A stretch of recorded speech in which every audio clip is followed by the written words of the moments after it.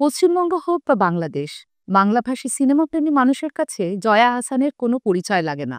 ঝুলিতে অসংখ্য সিনেমা, তার থেকেও বেশি বোধহয় পুরস্কার। জয়া, আপনাকে স্বাগত ডিডাব্লিউতে। আপনাদেরও স্বাগত। আপনাকেও স্বাগতম এবং আ মানে আমার দর্শকদেরকে অনেক, অনেক শুভেচ্ছা, কৃতজ্ঞতা। গত অগাস্ট মাসে একটা পালাবদল হয়েছে বাংলাদেশে। আ একজন শিল্পীর জীবনে, শিল্পী সত্তায় কোনো রাজনৈতিক টানাপোড়েন, রাজনৈতিক পালাবদল কিভাবে প্রভাব বিস্তার করে? আর আপনি কিভাবে সেটাকে ডিল করেছেন? আ রাজনৈতিক পালাবদল বা পটভূমি পাল্টেছে, অবশ্যই পাল্টেছে। আ সবাই রাজনৈতিকভাবে সচেতন এবং শিল্পীও রাজনৈতিকভাবে সচেতন। অবশ্যই আমি সচেতন। আমাদের অনেক কিছু পাল্টেছে। কিন্তু একই সাথে একটি খুব পজিটিভ একটি জায়গা আমি দেখছি যে আ আমাদের যেই সিনেমার জায়গাটা ফিল্মের আ সেটা কিন্তু যেখানে ছিল সেখান থেকে টুকটুক করে এগিয়ে যাচ্ছে। কারণ এই গত আ রমজানের ঈদে খুব ভালো, ভালো কিছু ঈদের ফিল্ম এসছে।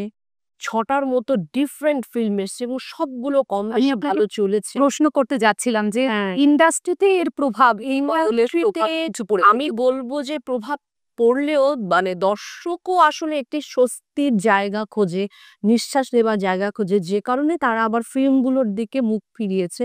বিনোদন দিনের শেষে আসলে আমাদের সবার প্রয়োজন। আমরা যত স্ট্রেসে থাকি না কেন, যেমন করেই থাকি না কেন, সেটা দর্শক বুঝিয়ে দিয়েছে এবং সেই কারণে আমাদের যে ৬ টা ফিল্ম হয়েছে, সেটি কিন্তু খুব ভালো রমরমিয়ে চলেছে। বিশেষ করে আমি তাণ্ডব করেছি একটি কমার্শিয়াল অ্যাপ্রোচ এর ফিল্ম বলব আমি। অবশ্যই সেটা শিল্পমানও রয়েছে সাথে। আবার আমি 'উৎসব' নামে একটি ফিল্ম করেছি। দুর্দান্ত হয়েছে সেই ফিল্মটিও। সেটিও আমি বলব যে একেবারে রমরমিয়ে সেগুলো চলেছে এবং দর্শক সেটা দেখেছে। এটা খুব আমরা কিন্তু আমাদের ইন্ডাস্ট্রি অন্যান্য সমস্ত সেক্টরের কথা আমি বলতে পারব না, সে দায়িত্ব নিয়ে তারাও বলবেন। বাট আমি বলছি যে আমাদের ইন্ডাস্ট্রিগুলো থেমে থাকেনি। আমাদের বাংলাদেশের বাংলা ইন্ডাস্ট্রি কিন্তু খুব ভালো, ভালো কিছু কাজ অ্যা হয়ে যাচ্ছে। তারা থেমে থাকেনি। আমরা সবাই মিলে করে যাচ্ছি। পট পরিবর্তনের পরে আপনি লাগাতার কাজ করছেন। কোথাও কোনো আ মানসিকতার পরিবর্তন, মানে কলকাতা তো আদতে আপনার পাশের পাড়া ছিল। এখানে তো আপনার বাসা। কোনো কাজ করতে গিয়ে কোনো মানসিকতার পরিবর্তন, দূরে সে সম্পর্কের প্রভাব আপনার ব্যক্তিগত সম্পর্কে কখনো পড়েছে বলে না আমি সেটা এখানে একেবারেই পাইনি। একেবারেই পাইনি। কারণ এখানে একটি বিষয় আসলে বলবার মতো যে আমরা আর্টিস্টরা তো আমি ১ম থেকেই বলি আর্টিস্টদের কোনো ভূগোল মেনে আর্টিস্টরা হয় না। আমাদের সংস্কৃতি এক, ভাষাভাষী এক, আমাদের অনুভূতিগুলো এক, আমাদের সংস্কৃতি, কালচার সবই এক। আমরা বাংলা ভাষাতে কথা বলি। আমি বাংলার জন্যে কাজ করি এবং সবচেয়ে বড় কথা আমরা আর্টিস্টরা সেটা আমার এই বাংলারই হোক, ওই বাংলায় গিয়ে পরম কাজ করছেন, ওখানে পাওলি কাজ করছেন। আমাদের কাজটা কি? আমি এখানে এসে কাজ করছি, চঞ্চল চৌধুরী কাজ করছেন। আমাদের কাজ হচ্ছে হলো সংস্কৃতিকে জোড়া লাগানো, জুড়িয়ে দেয়া।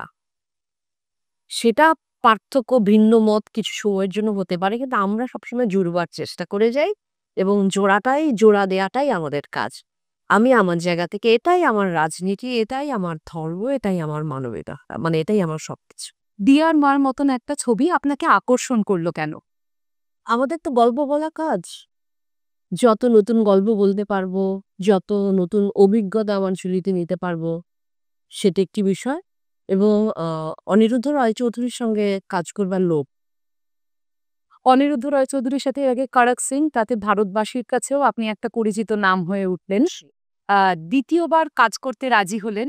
আ ও রাশি হলাম না, আমি ইনস্টিগেট করি উনাকে। মানে আমি আবারও কাজ করতে চাই।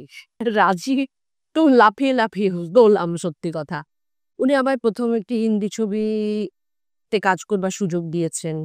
সেটি আমার জন্য বড় একটা চ্যালেঞ্জে আমি পড়েছিলাম। সেটি আমি দারুণ উপভোগ করেছি। কারণ আমরা তো চ্যালেঞ্জের মুখোমুখি হতে চাই। দ্বিতীয়ত হচ্ছেন উনার গল্প বলা, উনার যেই ক্যানভাস, উনার যেই ব্যাপ্তি, সেটার প্রেমে তো আমরা সকল বাংলা দর্শকেরা আছি। তৃতীয়ত হচ্ছে উনি যতটুকুই চরিত্র, যেই চরিত্র উনার ছবিতে যতটুকুই থাকুক, সেটিকে একটা পূর্ণাঙ্গতা দেয়, পূর্ণতা দেয়।